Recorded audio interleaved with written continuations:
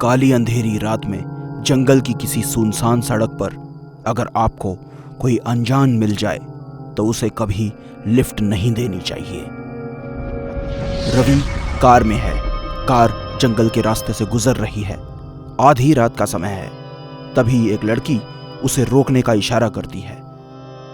राहुल लड़की को देखकर गाड़ी रोकता है। गाड़ी लड़की के पास आकर रुक जाती है और रवि उससे पूछता है, एक्सक्यूज मी, आप इस वक्त इस सुनसान जंगल में? जी, मेरा नाम उषा है। मेरे घर वाले जबरदस्ती मेरी शादी किसी ऐसे इंसान से कराना चाहते हैं जिसे मैं जानती तक नहीं, जबकि मैं किसी और से प्यार करती हूँ और उसी से शादी करना चाहती हूँ। इसलिए मैं घर से भाग आई। प्लीज आप मेरी मदद कर दीजिए, प्लीज। जिसके साथ भाग रही हो वो कहाँ है? मतलब तुम्हारा बॉयफ्रेंड? मैंने फोन किया था, लेकिन वो पहले से ही किसी मुसीबत में फंसा हुआ है। उसने कहा कि जैसे तैसे मैं रात काट लूँ यहाँ, वो सुबह तक मुझे रिसीव कर लेगा। अगर आप मुझे शहर तक लिफ्ट दे दे तो मैं कहीं होटल में रुक जाऊंगी, प्लीज। ठीक है, कोई बात नहीं, बैठ जाओ। रवि उषा को अपने साथ लेकर जाने को तैयार हो गया, लेकिन उसे क्या पता था कि वो एक बेसहारा लड़की को नहीं बल्कि अपनी मौत को लिफ्ट दे रहा है। लड़की अपना बैग उठाती है तो उसकी आंखों में बदलाव दिखते हैं। उसकी नॉर्मल आंखें लाल हो जाती हैं, लेकिन फिर जब वो रवि की तरफ पलटती है तो वो फिर नॉर्मल होती है। वो हल्के से स्माइल करते हुए बोलती है, थैंक यू वेरी मच। आप नहीं होते तो। इट्स ओके, लेकिन अगर तुम्हें बुरा ना लगे तो तुम हमारे घर रह सकती हो। अपने बॉयफ्रेंड को वहीं बुला लो। मगर आपकी फैमिली? अरे उसकी चिंता मत करो, मेरी वाइफ बहुत सुलझी हुई लेडी है, कोई टेंशन नहीं होगी। आप बहुत अच्छे हैं। हाय रवि। रवि ये उषा है जया। इसके पेरेंट्स इसकी जबरदस्ती कहीं और शादी करना चाहते थे। एक घर से भागते हुए मुझे जंगल के रास्ते में मिली तो मैंने इसे एक रात के लिए यहाँ घर पे ले आया। सुबह इसका बॉयफ्रेंड इसे लेने आ जाएगा। और उषा, ये मेरी वाइफ है। हेलो। अच्छा किया आपने जो इन्हें साथ ले आए। आइए ना, अंदर आइए और जल्दी से हाथ मुंह धो लीजिए। मैं खाना गर्म करती हूँ। अनु और अनमोल भी खाना खाने के लिए इंतजार कर रहे हैं। जाइए। रवि ने पहली गलती तब की थी जब उसने एक अनजान लड़की को लिफ्ट दी, और उसकी दूसरी गलती तब हुई जब उस लड़की को वो अपने घर तक ले आया। ऐसा करके रवि ने अपने साथ साथ अपने परिवार को भी मुश्किल में डाल दिया था। हाय बच्चों। हाय। चलो खाना शुरू करो। जल्दी से खा लो बच्चों, वरना मैं खा जाऊंगी। हाँ मम्मी, वो आंटी अच्छी नहीं है। क्यों? क्या हुआ? मम्मी, वो चुड़ैल है। अनु, अनमोल, ऐसा नहीं कहते। वो हमारी मेहमान है ना। नहीं मम्मी, दीदी सही कह रही है। उनकी आंखें। बच्चों बहुत हो गया, सो जाओ। ओफो, इस लाइट को भी अभी जाना था। बाहर तो सबके घरों में लाइट है, सिर्फ हमारे यहाँ ही लाइट नहीं है। लगता है फ्यूज ढीला हो गया है, मैं जरा देख कर आता हूँ। रवि जाने के लिए उठने लगता है कि तभी मौत का खेल शुरू हो जाता है। बिना लाइट के ही सीलिंग फैन स्पीड से चलने के कारण सभी घबरा जाते हैं। रवि, जरा देखो, ये पंखा बिना बिजली के कैसे चल रहा है? मेरी तो कुछ समझ में ही नहीं आ रहा है, क्या हो रहा है ये?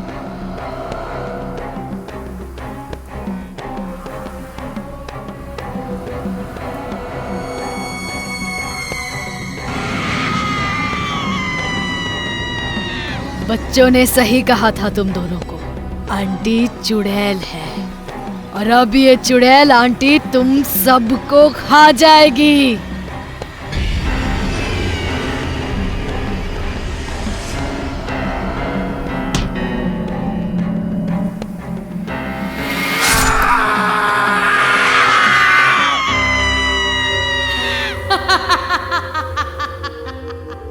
लोगों की मदद करना बहुत अच्छी बात है, लेकिन किसी भी अनजान को मेहमान बनाकर घर में कभी नहीं लाना चाहिए, क्योंकि कोई भी कभी भी खूनी मेहमान बनकर आपके परिवार को खत्म कर सकता है।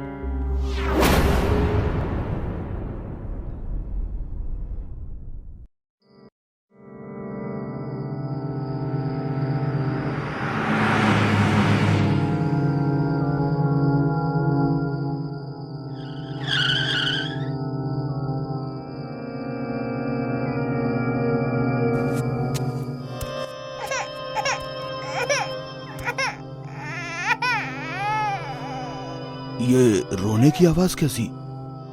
मैं देखता हूं।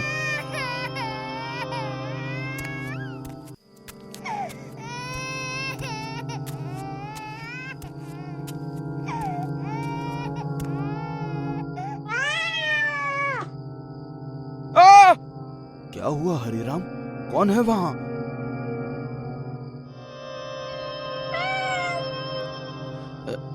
नहीं भैया, यहाँ कोई नहीं है। लगता है किसी ने मजाक किया है। कोई मजाक कर रहा था, शायद भाग गया।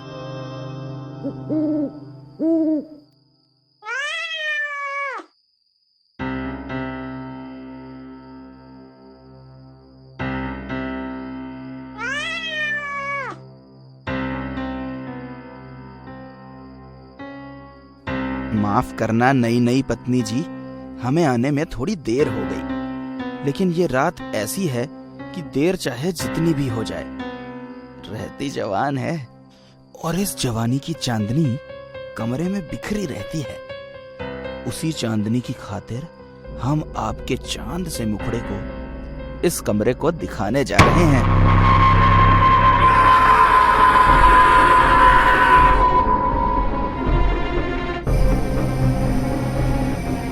और कितनी पियोगे? बहुत हो गया पीना। चलो अब चलकर सो जाओ। अरे ऐसे कैसे सो जाएं? आज हमारे भतीजे की शादी हुई है। शादी की खुशी में आज नहीं पिएंगे तो कब पिएंगे? मैं तो कहता हूँ भगवान, तुम भी एक दो घूंट पी ही लो। वाह वाह, खुद तो डूब ही रहे हो, मुझे भी लेकर डूबना चाहते हो? अरे भगवान, ये डूबना नहीं तैरना है मेरी राम प्यारी। एक बार पी कर तो देख। भाड़ में जाओ, आप और आपकी ये शराब। मैं चली सोने।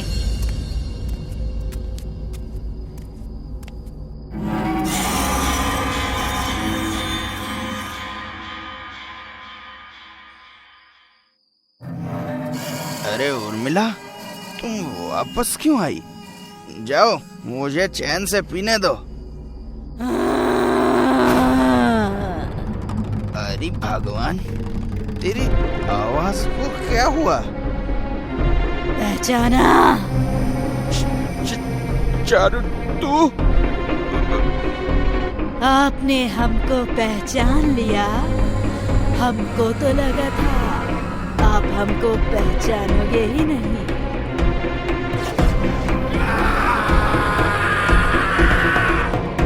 चारू, नहीं नहीं, मुझे छोड़ दो, छोड़ दो। क्यों? मरने से डर लगता है? हाँ चारू, मुझे मरने से बहुत डर लगता है। ठीक है, फिर मैं आपको छोड़ देती हूँ, लेकिन आपसे प्रार्थना है, नीचे गिरकर मत मर जाना।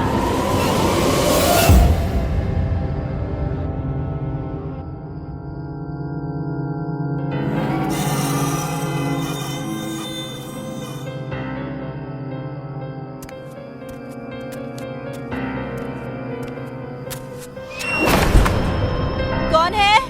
कौन है? अरे अंजलि बहू, तू यहाँ क्या कर रही है? कुछ चाहिए क्या? आपकी जान चाहिए। क्या? क्या चाहिए? आपकी जान। चारू, तू यहाँ कैसे? हाँ, हम ये क्या कर रही हो चारू बेटा? मैंने तेरा क्या बिगाड़ा है? छोड़ दे मुझे, छोड़ दे ना, छोड़ दे, बचाओ, बचाओ, कोई है? चिल्लाओ, चीखो, लेकिन कोई फायदा नहीं, क्योंकि जब तक हम नहीं चाहेंगे आपकी आवाज यहाँ कोई नहीं सुन पाएगा। छोड़ देना।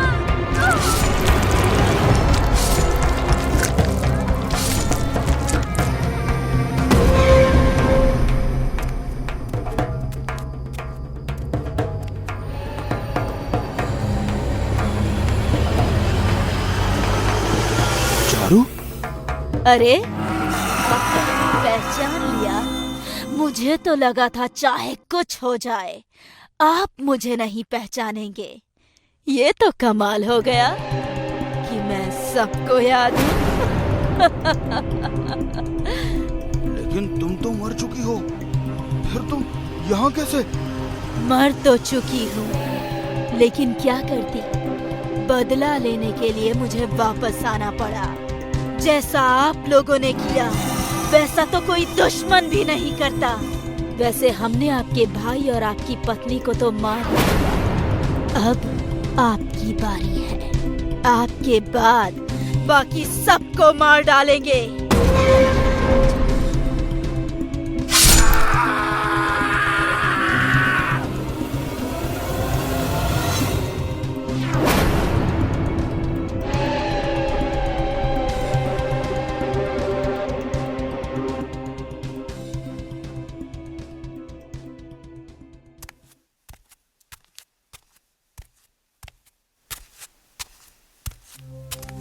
अरे बेटा, बाथरूम बाद में जाना, पहले मेरी बात सुन। क्या बात है माँ? तुम रो क्यों रही हो? तू इधर तो आ पहले। बेटा, बहुत बड़ा अनर्थ हो गया। कैसा अनर्थ माँ? जिस अंजलि से तेरी शादी हुई है उस पर चारू की आत्मा ने कब्जा कर लिया है। ये क्या कह रही हो माँ? पागल हो गई हो क्या? ऐसा कैसे हो सकता है? सच कह रही हूँ बेटा, मैंने अपनी आंखों से देखा है। उसने तेरे पिता और तेरे चाचा चाची को मार डाला है बेटा। वो हम दोनों को भी मार डालेगी। तुझे यकीन नहीं होता ना? चल कर रसोई में देख ले देख कितनी बेरहमी से मारा है उसने तेरे पिता को। हाँ बेटा, मैं सच कह रही हूँ। तेरे चाचा की लाश बाहर पड़ी है और चाची की कमरे में।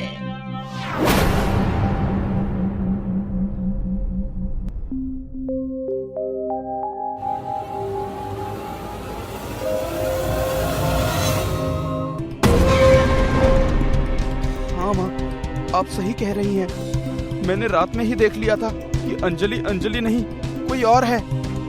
लेकिन वो चेहरा देखकर मैं बेहोश हो गया। सुबह उठा तो मुझे सब सपने जैसा लगा। अब हम क्या करेंगे माँ? अगर हम भागना भी चाहेंगे तो ये चारू हमें कहीं नहीं जाने देगी। क्यों ना हम चारू के पास जाकर उससे माफी मांग लें? बेटा, उसकी आत्मा गुस्से में है। अगर उसने हमें माफ नहीं किया तो? आगे खाई पीछे कुआं है माँ, गिरना दोनों जगह है। खतरा तो उठाना पड़ेगा। गलती की माफी मांग ली तो शायद वो हमें माफ कर दे। जैसा तू कहे बेटा, डूबते को तो तिनके का सहारा ही चाहिए। चल देखते हैं क्या होता है। अंजलि! चारू!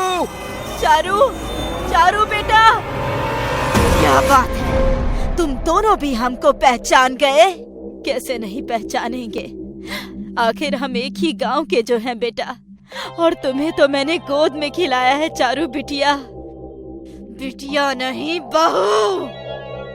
अगर तुम लोग भूल गए हो तो हम अपनी राम कहानी खुद अपने मुंह से ही सुना देते हैं। सुनो, हमारी और विकास की शादी कुछ महीने पहले हुई थी, लेकिन शादी के बाद ही तुम लोग हमें हमारे पिताजी के पास छोड़कर शहर चले गए और हमारे ही दहेज के पैसों से व्यापार खड़ा करके अमीर बनकर हमें ही भूल गए। नहीं चारू बेटा, हम कुछ नहीं भूले हैं। हम तो तुम्हें लेने आने वाले थे, लेकिन तब तक बहुत देर हो चुकी थी बेटा। ओह, मतलब आप लोग ईमानदार थे, हम लोग ही गलत सोच के चलते मर गए। हाँ, काश आप लोग समय पर आ जाते तो आज हम और हमारे पिता जिंदा होते। झूठ बोलकर तो इंसान को बहला सकती है बुढ़िया, तुमको नहीं। तुम लोगों के पैसों की लालच ने मेरा पूरा परिवार खत्म कर दिया। जानती है ये तो जानकी, तुम सबकी वजह से पूरे गांव में हमारी बदनामी हुई। हम कहीं भी जाते थे तो लोग हम पर हंसते थे, मजाक उड़ाते थे, हमें छोड़ी हुई बताकर लड़के गंदे गंदे ताने मारा करते थे, इशारे करते थे। इसी बदनामी के भार ने एक दिन हमारे माता पिता को मार डाला, और फिर मुझे और मेरे मरते ही तुम दूसरी शादी के लिए आजाद हो गए। कितना पैसा लिया इस अंजलि से, बोलो?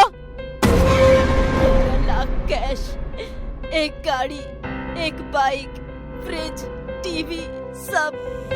लेकिन तू कहती है तो हम सब वापस कर देंगे बेटा, बस हमें माफ कर दे।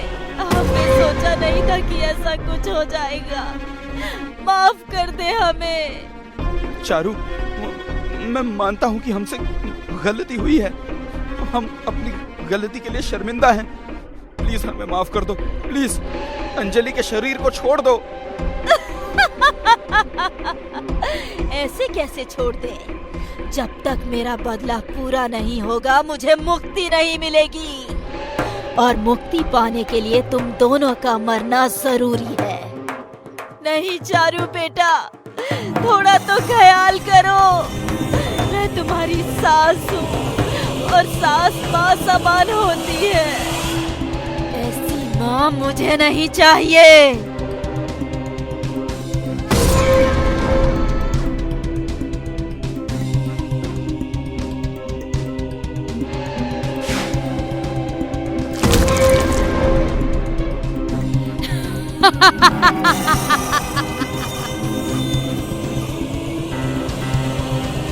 मैं जानती हूँ, जब आपकी बेहोशी टूटेगी तो आपके सामने हजारों सवाल खड़े होंगे।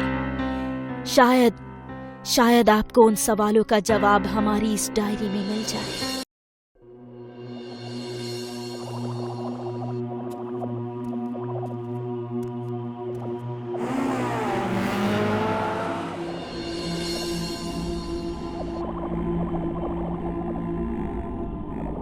आकाश अपने कंपनी का सबसे तेज और एक्सपीरियंस प्रोजेक्ट मैनेजर रोज की तरह अपने काम में लगा है, लेकिन आज का दिन जरा खास है। आज उसके फोन की घंटी बस बार बार बज ही रही है। क्यों दोस्त आकाश, आज का क्या प्रोग्राम है? कैसा प्रोग्राम दोस्त? सामने काम है इतना, घर भी जा पाऊंगा या नहीं पता नहीं।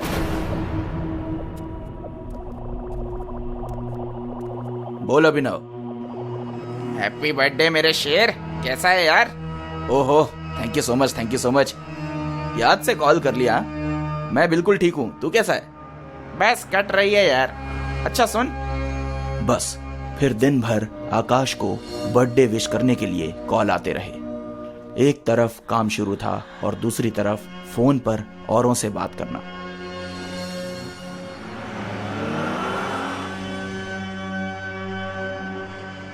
थका हारा आकाश अब काम खत्म करके अपने घर के लिए निकल रहा है। करीबन 11 बज रहे थे और रास्ते पर काफी सन्नाटा था।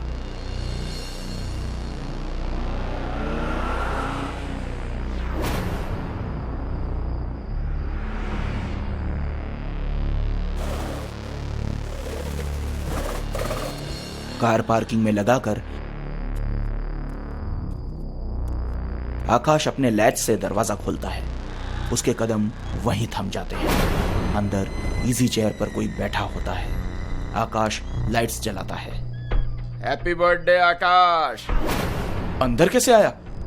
वास के नीचे चाबी है, ये कैसे पता चला तुझे? रॉकी, विनीत, सोहन, अभिनव और आकाश स्कूल के जमाने से ही जिगरी दोस्त हैं। आज तक इनकी दोस्ती टिकी हुई है और मजबूत है। इसीलिए तो रॉकी को अंदर देखकर आकाश को हैरानी नहीं हुई। बस आज यहाँ मिलना था तो अंदर आने का रास्ता भी निकल आया। तुम्हारे लिए पानी लाता हूँ। रॉकी। जैसे ही आकाश रॉकी के पीछे पीछे किचन में जाने की कोशिश करता है, दूसरा एक दोस्त किचन से बाहर आता है। विनीत, तू भी? ये सब क्या है? हैप्पी बर्थडे आकाश। तुम्हें विश करना था तो आ गए। लेकिन ये सब खून वून कैसा? अरे छोड़ो, अभी वक्त है तो मिल लो, क्या पता कल क्या हो जाए। विनीत की ऐसी बातें सुनकर आकाश जरा सा चिढ़ जाता है। वो अंदर किचन में जाता है तो उसे रॉकी कहीं दिखाई नहीं देता। वो यहाँ वहां देखता है, तभी दरवाजे की घंटी बजती है। आकाश दरवाजा खोलता है। सोहन, तुम बाहर कैसे? इनके साथ अंदर नहीं आए? ये तुम्हारा गिफ्ट कार में रह गया था, वही लाने गया था। हैप्पी बर्थडे आकाश। अरे थैंक्स। आजा अंदर आजा।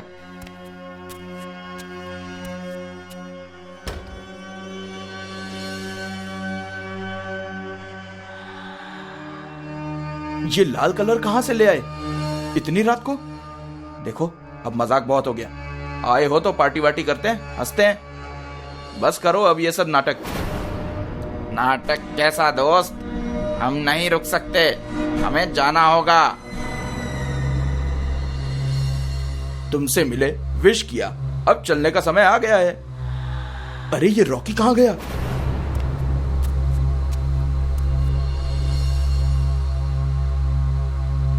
केक काट लो आकाश, ताकि हम लौट सकें। हम ज्यादा देर रुक नहीं सकते। मतलब?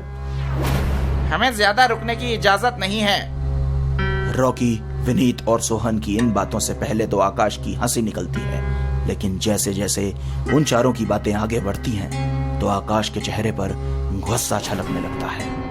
इतने में कैंडल्स लाने विनीत किचन में जाता है। तब आकाश को फर्श पर उसके पैरों के ऐसे निशान दिखते हैं मानो वो किसी के बहते हुए खून के ऊपर चलकर आया हो। ये देखकर आकाश का गुस्सा बढ़ जाता है। देखो, अब बहुत हो गया, जल्दी से अपना ये नाटक बंद करो और हमेशा की तरह बात करो। अब हमेशा की तरह बातें कभी हो नहीं पाएंगी आकाश। आओ, केक काट लो, हमें निकलना है। बस हुआ। अभिनव का फोन आया था मुझे सुबह। उसने बताया कि तुम लोगों ने आज ये घोस्ट प्रैंक करने का प्लान किया है, तो अब ये सब करके कोई फायदा नहीं है। चलो, पहले तो अपना मुंह और ये शर्ट्स वगैरह धोकर आओ, केक काटेंगे। ये कहकर आकाश हंसने लगता है, लेकिन बाकी तीनों के चेहरे से मानो हंसी गायब ही है। सोहन कहकर कि पहले केक काट लो, फिर बात करेंगे। आकाश अंधेरे में ही कैंडल्स बुझाकर केक काटता है। हैप्पी बर्थडे टू यू का तीनों का गाया हुआ सॉन्ग उसे सुनाई देने लगता है। Happy birthday to you, happy birthday to you. इतने में उसके फोन की घंटी बजती है और फोन उठाता है। बोल अभिनव। हाँ, तू कहाँ है? नहीं आया मतलब? क्या हुआ? अरे ये तीनों तो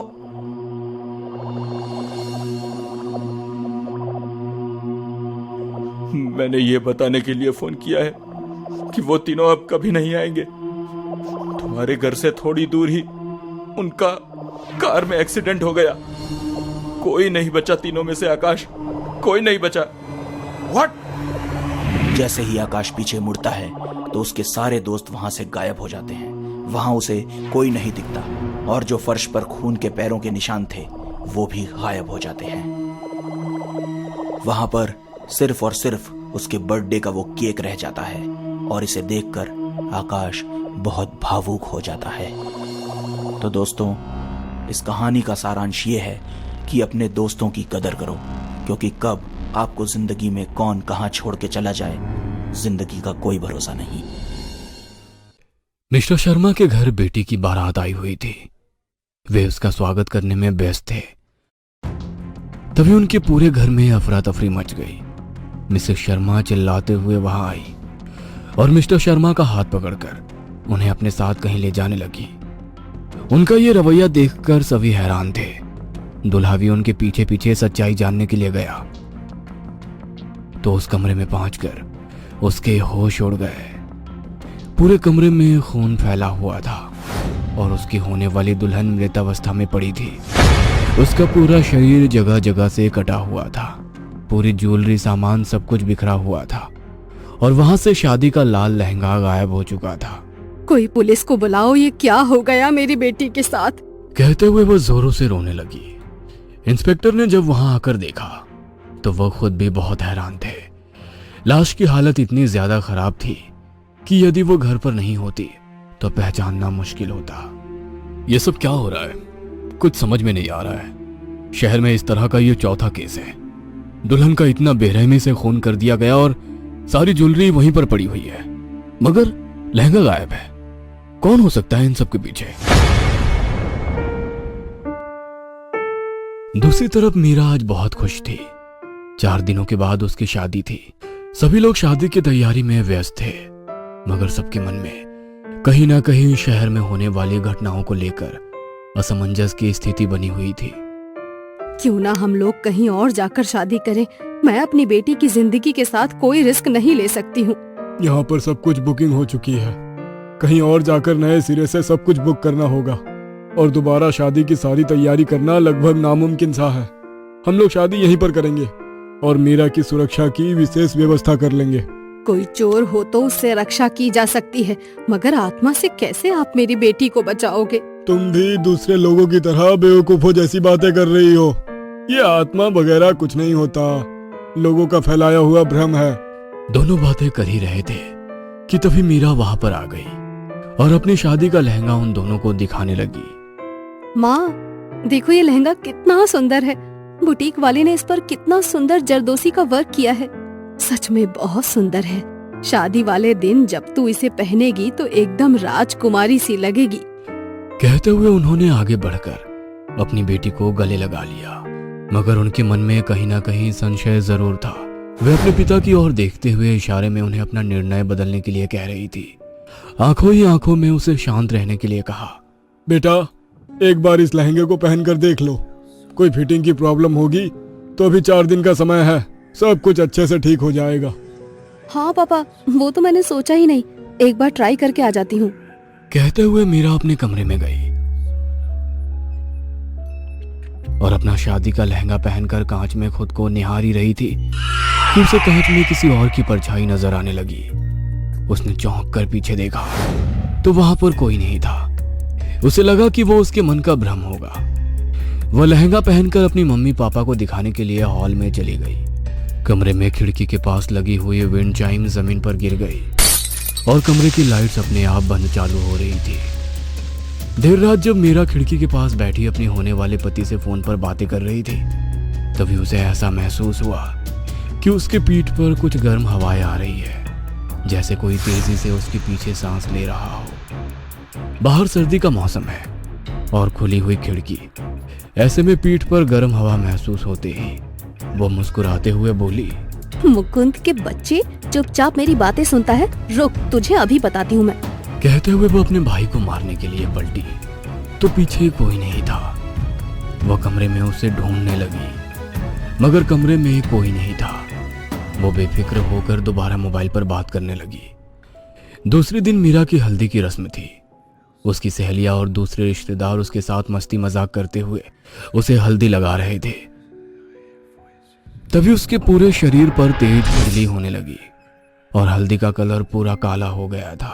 अरे ये कैसा अपशगुन हो गया है, हल्दी पूरी काली हो गई है। अब क्या होगा? ऐसे शुभ मौके पर ये सब क्यों हुआ है? अरे आंटी, आप बेकार ही परेशान हो रही हैं। आजकल सब कुछ केमिकल वाला होता है। हो सकता है हल्दी में कोई केमिकल मिला हो, इस कारण हल्दी का रंग काला हो गया हो। मीरा, तू जल्दी से उठकर नहा ले ताकि तेरी स्किन पर कोई साइड इफेक्ट ना हो। अपनी सहेली के कहने पर मीरा तुरंत नहाने के लिए चली गई, मगर वो इस बात से अनजान थी कि बाथरूम में लगे हुए बड़े से मिरर में से एक साया उसे देख रहा है। वो नहा ही रही थी कि शावर में से पानी की जगह खून आना शुरू हो गया। पूरा बाथरूम लाल हो गया। वह आधी सी नहाकर बाथरूम से बाहर आ गई। उसे समझ नहीं आ रहा था कि उसके साथ ये सब क्या हो रहा है, क्योंकि इतना सब कुछ वहम नहीं हो सकता। अब उसके मन में भी भय पैदा हो गया कि कहीं ऐसा ना हो कि उसके शादी वाली रात उसकी भी मौत हो जाए। डर के कारण वो कमरे के एक कोने में बैठी थर थर कांप रही थी। तभी उसके पापा वहां आए। वह तुरंत उनके गले लगकर रोने लगी और उन्हें अपने मन की बात बता दी। अरे यह सब तुम्हारे मन का वहम होगा। हल्दी के ऊपर साबुन लगाते हैं तो उसका रंग लाल हो जाता है, पता है ना। हो सकता है तुमने हल्दी छुड़ाने के लिए साबुन लगाया होगा, वही लाल पानी पूरे बाथरूम में फैल गया और तुम बेकार ही डर गई। अरे कल तुम्हारी शादी है और मैं नहीं चाहता कि मेरी बेटी अपनी शादी में यूं डरी डरी से घूमे। चलो अब जल्दी से मुस्कुरा दो।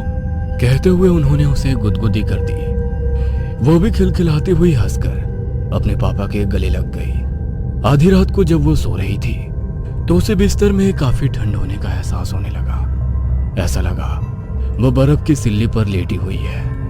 वो ठंड से कांप उठी। उसके पास ही उसकी माँ सो रही थी। वो भी उसके इस तरह उठने से तुरंत उठकर बैठ गई। क्या हुआ तुझे? क्यों परेशान दिख रही है? माँ माँ माँ वो मीरा उन्हें सब कुछ बताना चाहती थी, मगर उसके मुंह से शब्द नहीं निकल पा रहे थे। उसकी माँ को लगा शायद कल शादी है, इसीलिए घबरा रही होगी। उन्होंने उसे पकड़कर अपने गले लगा लिया, मगर मीरा पूरी तरह से ठंडी पड़ी हुई थी। उसे समझ में नहीं आया कि ऐसा क्यों हुआ, मगर वे अपनी बेटी को हर हाल में कल सुरक्षित रखना चाहती थी। उन्होंने तुरंत अपने भाई को फोन कर गांव से अपने गुरुजी को लाने के लिए कह दिया था। पूरे घर में मेहमानों की धूम मची हुई थी। सभी लोग बारात के आने का इंतजार कर रहे थे, मगर मीरा की माँ के मन में बहुत डर था। मीरा भी डरते हुए तैयार होने लगी। तभी उसके कमरे में लाइट बंद चालू होने लगी और कांच में से एक साया उभर कर बाहर आया और उसे देखकर मीरा की चीख निकल गई। ये शादी मत करो, मना कर दो, बारात वापस भेज दो। कौन हो तुम और ये क्यों कर रही हो? शादी के बाद जिंदगी बर्बाद हो जाती है, जीवन में कुछ भी नहीं बचता। मेरी मानो शादी मत करो। किसने कहा शादी के बाद जिंदगी खराब हो जाती है? मैं क्यों तुम्हारे कहने पर शादी नहीं करूं? मैं तो शादी जरूर करूंगी। यदि तुम्हें शादी करनी ही है तो मैं तुम्हें जिंदा नहीं छोड़ूंगी, तुम्हें मरना होगा। शादी करने के बाद मरने से अच्छा है कि तुम अभी मर जाओ। कहते हुए वो अपने बड़े नाखूनों से मीरा के ऊपर वार करने ही वाली थी कि तभी गुरुजी वहां आ गए। रुक जा, मुझे पता था कि तू यहाँ जरूर आएगी। तू मीरा को नहीं मार सकती है। मैं मीरा को मार नहीं रही हूँ, बचा रही हूँ। शादी के बाद ससुराल वाले बहू को जिंदा जला देते हैं। मुझे भी उन्होंने तड़पा तड़पा कर मारा था। मैं नहीं चाहती कि अब कोई और लड़की इस तरह तड़प कर मरे। बेटा, दुनिया में बहुत तरह के लोग होते हैं, सब एक जैसे नहीं होते। यदि शादी में तुम्हारा एक्सपीरियंस खराब है तो इसका मतलब ये तो नहीं कि तुम किसी और की शादी नहीं होने दोगी। शादी होना दो लोगों का मिलन इस प्रकृति को चलाने के लिए अनिवार्य है। तुम उस नियम को नहीं बदल सकती हो। बदलेगा, हर नियम बदलेगा। मैं किसी की भी शादी नहीं होने दूंगी। मुझे अब इस लाल लहंगे से डर लगने लगा है। तुम्हें अब इससे डरने की जरूरत नहीं होगी। तुम्हारे गुनहगारों को सजा हम दिलाएंगे और तुम्हारी मुक्ति भी होगी। कहते हुए गुरुजी ने कुछ मंत्रों का जाप करते हुए गंगा जल उसके ऊपर छिड़का तो वो खूबसूरत सी लड़की में बदल गई। उसने अपनी पूरी कहानी उन लोगों को सुनाई। तभी गुरुजी ने उसके घर वालों को सजा दिलवाने का विश्वास दिलाया और फिर उसे मुक्ति दे दी। मीरा की शादी बहुत धूमधाम से हो गई। लाल लहंगे में सजी हुई मीरा बहुत खूबसूरत लग रही थी। उसने अपनी शादी के बाद गुरुजी की मदद से उस लड़की के ससुराल वालों को सजा दिलाई और अपना वादा पूरा किया। रात के करीबन 3 बज रहे थे। यश अपने कमरे में बेखबर सोया हुआ था। तभी अचानक किसी बुरे सपने से उसकी आंख खुल गई तो पूरे कमरे में धुंध ही धुंध नजर आने लगी। उसे सांस लेने में दिक्कत होने लगी। कमरे में घबराहट और बेचैनी इस कदर बढ़ गया कि वो उठकर अपनी बालकनी में चला गया और सिगरेट पीने लगा। तभी उसका फोन बजने लगा और वो वापस अपने कमरे में आया। कमरे का तापमान बहुत ही कम था। उसने एसी की ओर देखा तो वो भी बंद था। मुंबई के उसूम वाले माहौल में बिना एसी के कमरा इतना ठंडा कैसे हो रहा है, वो ये सोच ही रहा था कि उसका फोन दोबारा बजने लगा। फोन उसके पापा का था। बेटा, जितनी जल्दी हो सके आ जाओ, तुम्हारी माँ हमें छोड़कर चली गई। यश के हाथों से फोन जमीन पर गिर गया। उसे समझ ही नहीं आया कि पापा ने जो कुछ भी कहा वो सच है या सपना। शायद ये बेचैनी और घबराहट माँ के कारण ही हो रही थी, क्योंकि संतान और माँ के दिल के तार तो बच्चे के जन्म से पहले ही जुड़ जाते हैं। उसने अपनी अलमारी से 2 जोड़े कपड़े निकालकर अपना बैग पैक किया और कार से रात में ही गांव की ओर निकल गया।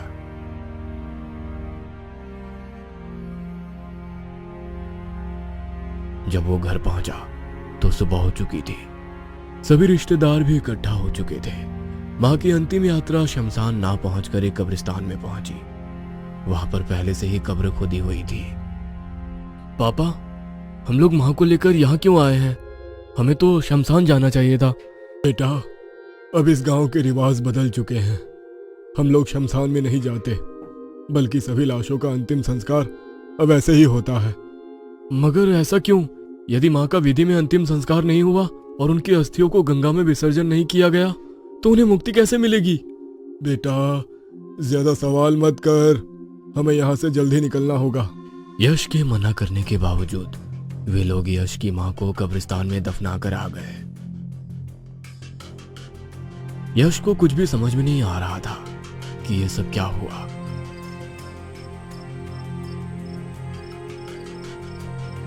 रात को उसे नींद नहीं आ रही थी। रह रहकर उसे अपनी मां की शक्ल नजर आ रही थी।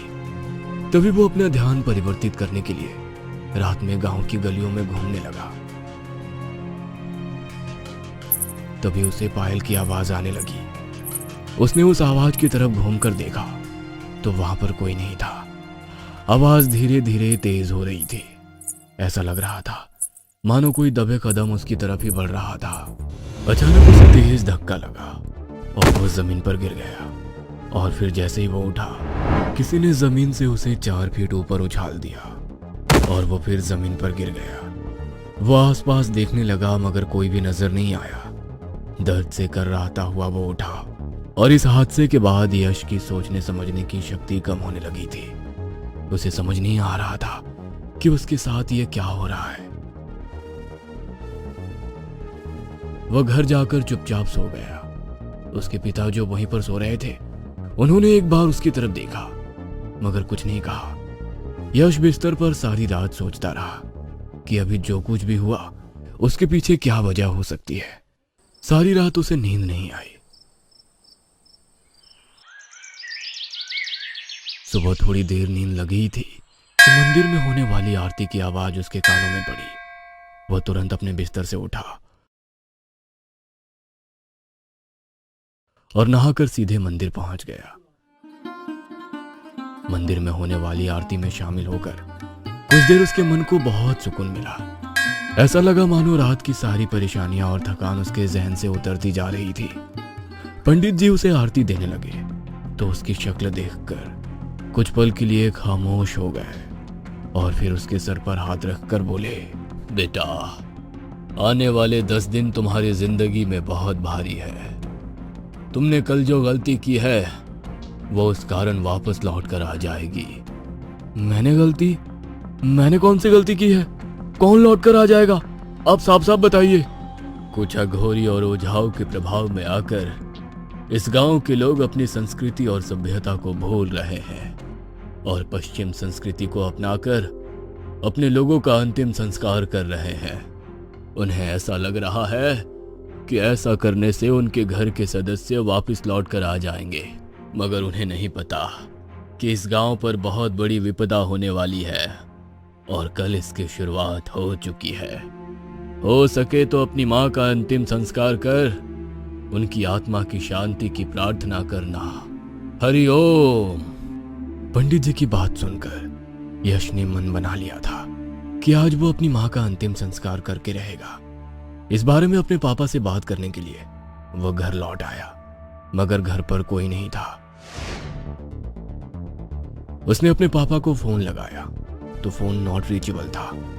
वो खुद ही घर से फावड़ा लेकर अपनी मां की लाश को कब्र से निकालने के लिए कब्रिस्तान पहुंच गया। वहां का नजारा देखकर हैरान रह गया। उसकी मां की लाश कब्र से बाहर निकली हुई थी और उसके पिता कुछ तांत्रिकों के साथ मिलकर किसी तंत्र क्रिया को अंजाम दे रहे थे। उल्लू और चमगादड़ वहां पर बहने की आवाज निकाल रहे थे। आसमान से खून की बारिश होने लगी। यह दृश्य देखकर यश की हिम्मत जवाब दे गई, मगर वहां मौजूद दूसरे सभी लोगों के चेहरे पर चमक थी। तभी उस लाश ने अपनी आंखें खोल दी और उठकर बैठ गई। अपनी मां को जिंदा देखकर यश थोड़ा हैरान भी था और परेशान भी कि यह कैसे संभव है। पूरी प्रक्रिया यश के लिए एक राज थी, मगर यश के पिता इस बात से अनजान थे कि तांत्रिकों ने उसकी मां के शरीर में एक शैतानी रूह का वास किया है। उसकी मां नहीं, बल्कि एक शैतान बन चुकी थी। उसने अपनी लाल आंखों से यश की तरफ देखा। यश जिस पेड़ के पीछे छिपा था वह पेड़ जलकर राख हो गया। यश अब सबके सामने मौजूद था। हम तो सोच रहे थे केवल एक इंसान को ही मारकर यहाँ पर दफनाना होगा, मगर हमारी इस क्रिया के 2 गवाह हो गए हैं। इन दोनों को पकड़ो और यहीं पर जिंदा दफना दो। तांत्रिक के कहने पर वहां मौजूद 4 लोग उठे और यश और उसके पापा को पकड़ लिए। यह सब क्या है? और यदि मेरी मां सच में जिंदा हो गई है तो तुमने हमें क्यों पकड़ रखा है? मरकर कभी कोई जिंदा हुआ है क्या? जो अब होगा वो तो हमारा फैलाया हुआ भ्रम था, जिसमें तुम सब लोग फंस गए। कहीं लाश यहाँ पर दफन हुई, मगर किसी के भी शरीर में शैतान दाखिल नहीं हो पा रहा था। वो सब लाशें हमारे लिए बेकार थी, मगर हमारे पिछले 5 सालों की मेहनत रंग लाई। आज देखो, शैतान जिंदा हो गया। कहते हुए वो तांत्रिक जोर जोर से हंसने लगा।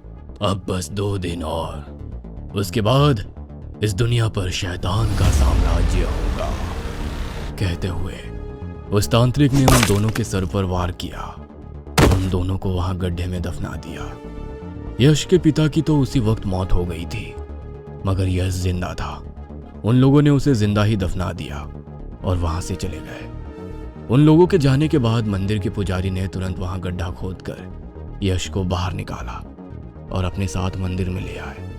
अगले दिन जब यश को होश आया तो उसकी आंखें नम थी। मां के साथ साथ उसने पिता को भी खो दिया था। बेटा, तुम्हें उन लोगों से अपनी मां के शव को हर हाल में प्राप्त करना होगा और उसका अंतिम संस्कार ही इस पूरी समस्या का हल है। मगर तुम जितना सोच रहे हो वो उतना आसान नहीं है।